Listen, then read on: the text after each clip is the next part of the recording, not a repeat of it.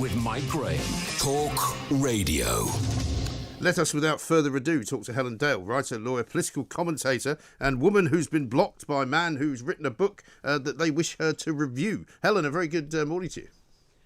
Good morning, Mike. How are you? I'm very well indeed. I'm feeling quite feisty today because I'm sick to death of all these people telling us how... I was talking to Neil Oliver the other day, and I said, when did we get these elected officials who suddenly thought they knew better than we did, and who suddenly thought that by voting them into power to basically be custodians of our little island for a while, that they should tell us how we should be living our lives? I'm sick of it.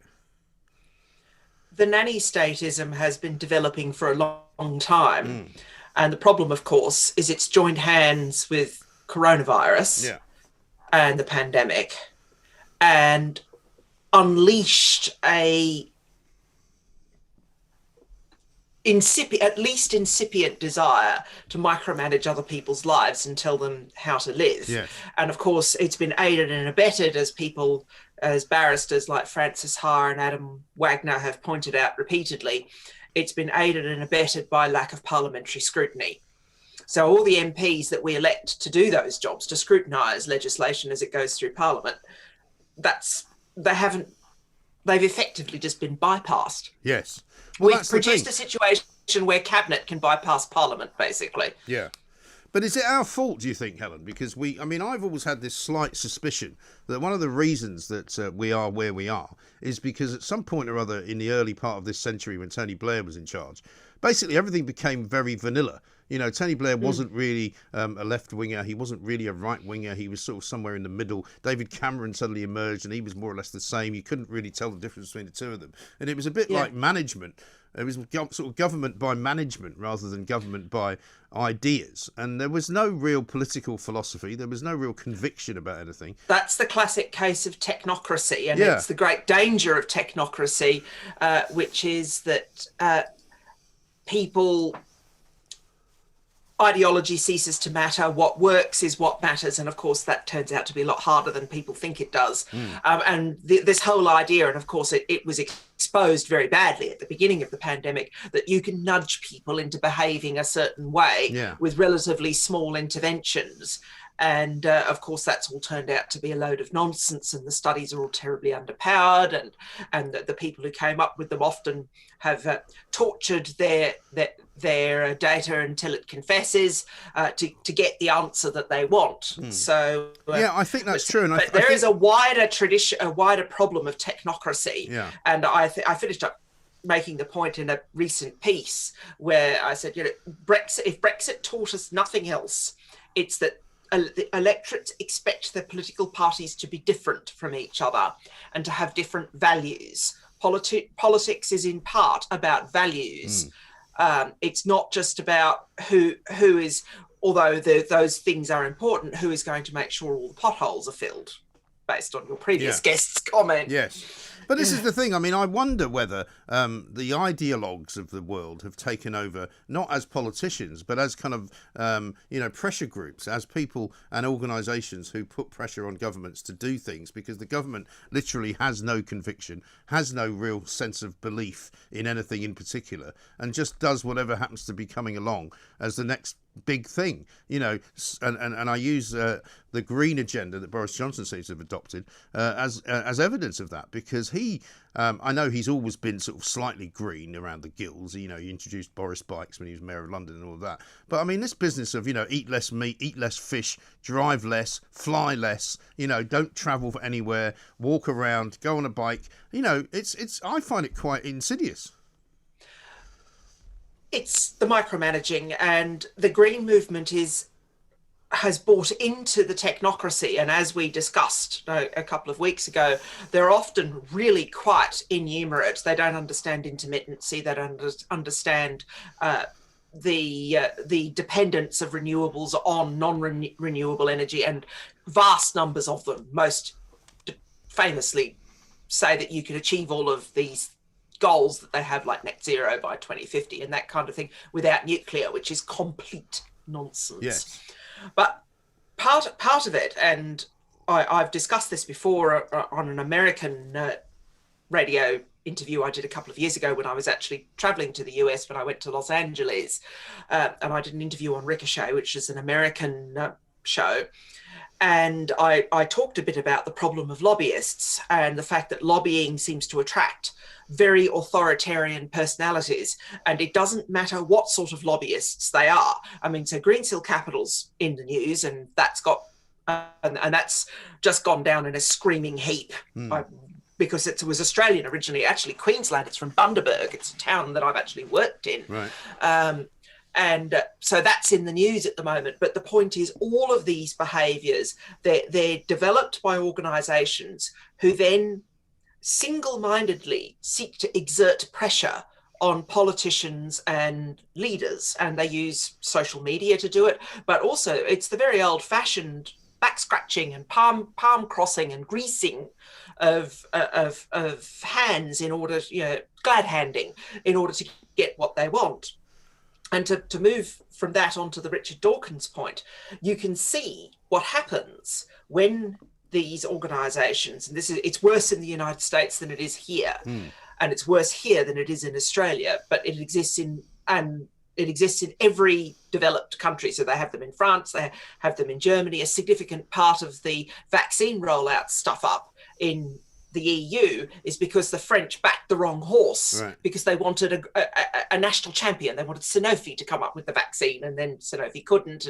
And a lot of the problems that the EU has had with the vaccine rollout is on the back of an attempt to respond to lobbying, to help your friends. And it's a very dangerous phenomenon, and they get captured by some very, very strange people. And that's what you've seen with the ones that are really far gone in the United States, with the behaviour towards Richard Dawkins this week. Yes. Which is just extraordinary.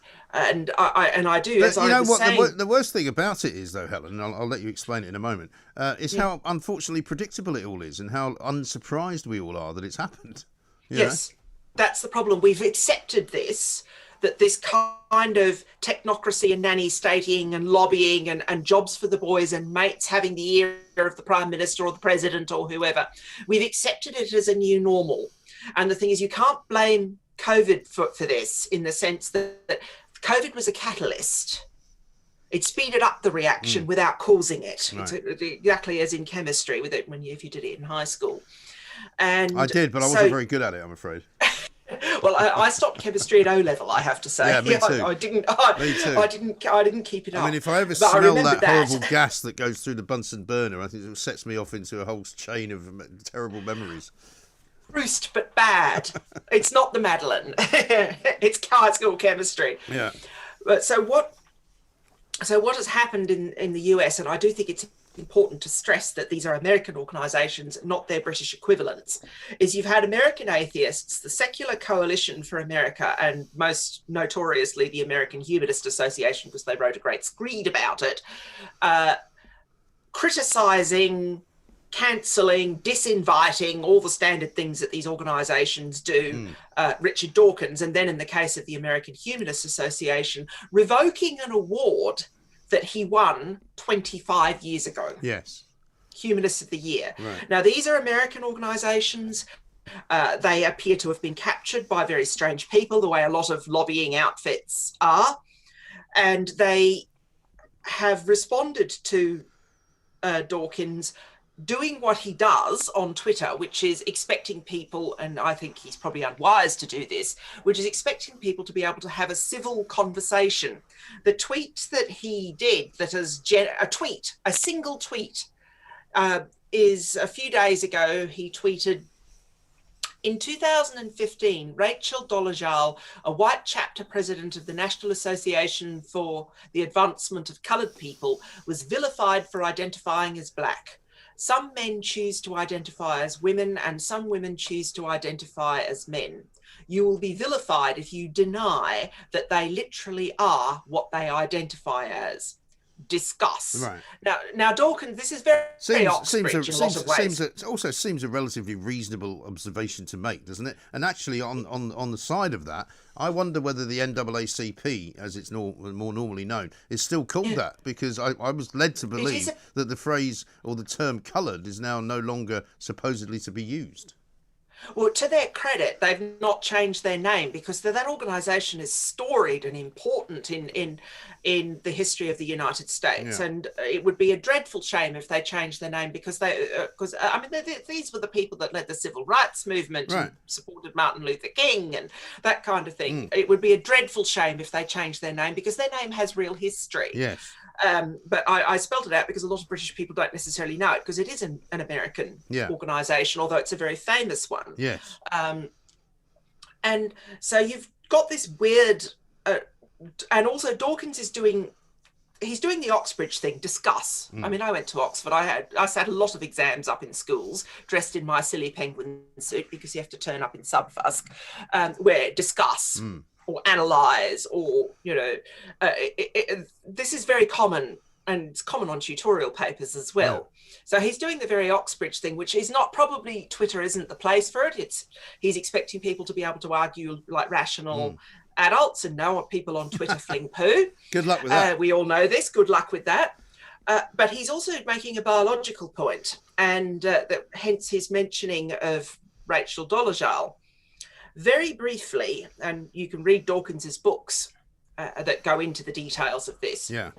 The biological and genetic differences between the sexes are much greater than the biological and genetic differences between the races. And I shouldn't say race. Geneticists use the word population, because they have to, because, I mean, huge numbers of people now in the world are mixed race.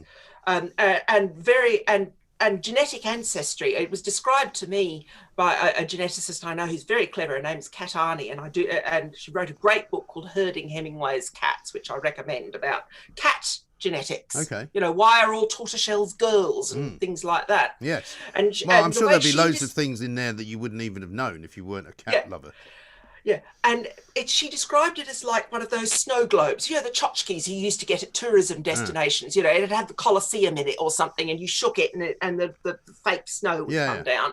And they were just tchotchkes, and little kids used to like them. I don't even think you can buy them anymore. But the point is, you could never predict where the fake snowflakes were going to land, and that was part of the trick. And genetics is like that. You don't know what you're going to get. It's just someone shakes the snow globe of your mum and dad. And you come out, and so biologically, there is a lot more difference between the sexes than there is between the race or the populations. And so Dawkins is also making a biological point and saying, and I'm answering his question here, doing what an Oxford person or a Cambridge person would do, which is, so why is it possible to identify in the more difficult circumstance as the other than it is? And why is it considered harmful to identify when it's actually easier to do so? I mean, if you look at the pictures of Rachel Dolezal going right back when she was a little baby, I found a good one on The Guardian. She was much, much darker than her siblings. They all finished up very pale, and she finished up one of these people who could walk out in the sun for 5 minutes and looks fabulous and goes tanned. And she also had big buffy hair. And she said she admitted she would when she realised she could do this, she would deliberately just sit out in the sun all day and go darker and darker and darker. Now, of course, the obvious explanation for a child looking very different from its parents or its siblings is to put it, my farmer father's expression, he would sort of wink and go, well, it looks like the bull jumped the fence there. Well, indeed. Yeah, but I mean, nobody more wants to interesting. say that. No, more interesting in a way though is the process by which you get from what he said on Twitter to somebody presumably going all the way back, because 25 years is quite a long time ago. There won't be many people working in the humanist organisation who probably were there when he was made Humanist of the Year. So somebody would have gone to the trouble of looking it up. Somebody would have gone to the trouble of reporting it, that was the case. And somebody would have gone to the trouble of contacting them to say, maybe you should take this off him.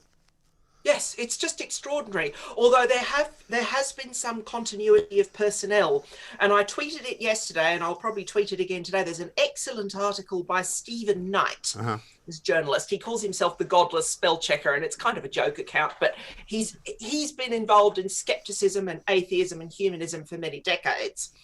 And basically what he does is he goes through all of these different US organizations and the people who've made various comments about Dawkins. And some of them were there 25 years ago, and they flipped. And Steven Pinker made the point, they flipped in a way that looks like religion and religious behavior. And I must admit, this is a distinction between movement atheism and skepticism and humanism in the United States and in Britain. Here, it was always much more about, well, you don't believe in God, and you think that it would be better for social problems to be solved by means of reason and evidence and people trying to argue and work things through. It was very much an heir to the Scottish Enlightenment. And for many decades, probably the most effective skeptics organisation in the United Kingdom was Edinburgh Skeptics. And they used to, and I hope they bring it back one day, although I don't know what is going to happen with COVID. They used to do Skeptics on the Fringe. Yeah. And they had their own venue, you could go along, and it wasn't comedy, but they would get speakers, scientists, to do a slide deck and present their latest research to ordinary members of the public in language that could be understood. It was a wonderful community service. Yeah. And it was free, it didn't cost you anything, it was part of the PBH Free Fringe. And presumably it was also unfettered by any particular regulation. And that's what worries me about all of this kind of, Yes. not only government overreach, but kind of societal overreach into everybody's life, whereby they're telling us what the regulations are, where the fence is. I mean, you talk about the bull jumping the fence. There's a lot more fences now, it seems to me. Well, it's like that cartoon I think it was Bob Moran in the Torygraph at first, but other people have repeated the image, with Boris Johnson letting the great British public out of the jail and saying, you're free now. And all he's done has been allowed to run out the great British public, represented by a man in Union Jack, right. Jocks. All he's been allowed to is to run into a bigger prison. Yes. It's still a prison. Yeah. You're still captured. And it's part of the broader problem of constraining what people can and can't say, even in a very rational, non-religious context, as certain things are becoming unsayable.